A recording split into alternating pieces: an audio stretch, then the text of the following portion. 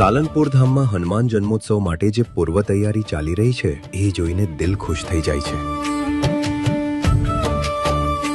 હે બલવાન હનુમાન, દરેક ખૂણે ભક્તિનો માહોલ છે।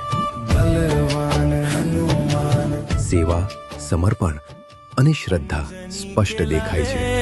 તું ન સંભાલે તો હમે કોણ, મંદિરની સુંદર સજાવટ અને સેવકોની મહેનત બધું જ અદ્ભુત છે। હમે કોણ સંભાલે।